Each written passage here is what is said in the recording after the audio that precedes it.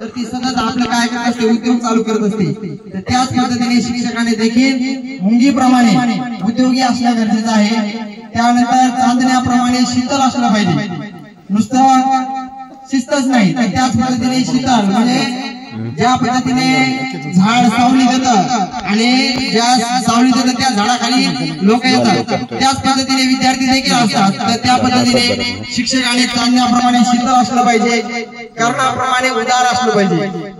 हे की नाही, एखाद्या विद्यार्थ्याला अडचण असं खिशात पैसे असतील तर लगेच त्यांनी त्यांच्या खिशातले पैसे त्याला काढून द्यावे, कारण कर्णाप्रमाणे दानशूर देखील शिक्षक असला पाहिजे. त्यानंतर फुलाप्रमाणे कोमल असला पाहिजे. ज्या पद्धतीने फुलं हे नाजूक असतात त्याच पद्धतीने विद्यार्थ्याच्या काही समस्या असतील त्या जाणून घेणारा तो शिक्षक असला पाहिजे. साधूप्रमाणे निरपेक्ष असला पाहिजे, त्याच्या मनामध्ये कसलाही भाव असता कामा नये आणि त्यानं निरपेक्ष पद्धतीनं कार्य केलं पाहिजे. प्राण्याप्रमाणे सामावणारा असला पाहिजे. ज्या पद्धतीने इतर प्राणी असतात ते एकत्र आले की सर्व काय असतात, एकत्र राहतात, त्या पद्धतीने शिक्षक असला पाहिजे. अमृताप्रमाणे तो पवित्र असला पाहिजे.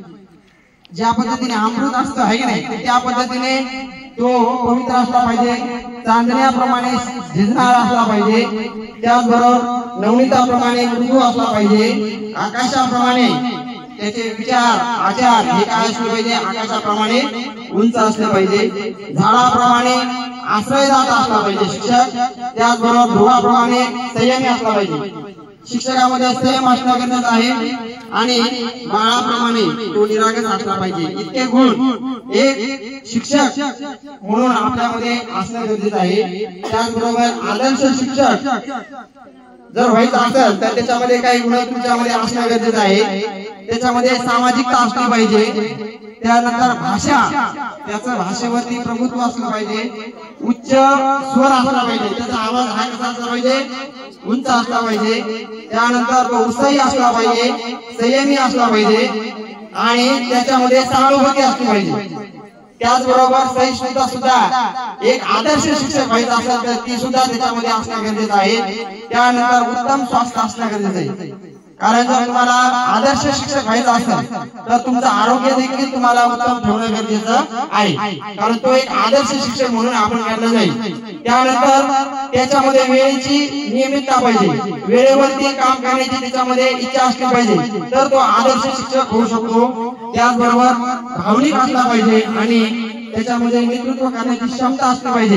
एवढे गुण तुम्हाला आदर्श शिक्षक होण्यासाठी असणे गरजेचं आहे.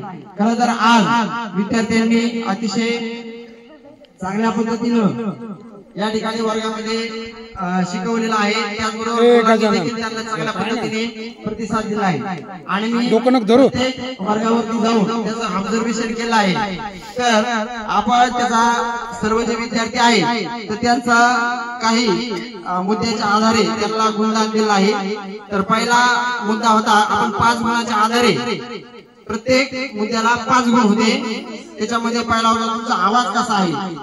बरोबर, काही विद्यार्थ्यांनी चांगलं शिकवलं परंतु त्यांचा जो आवाज आहे तो आवाज कमी असल्यामुळं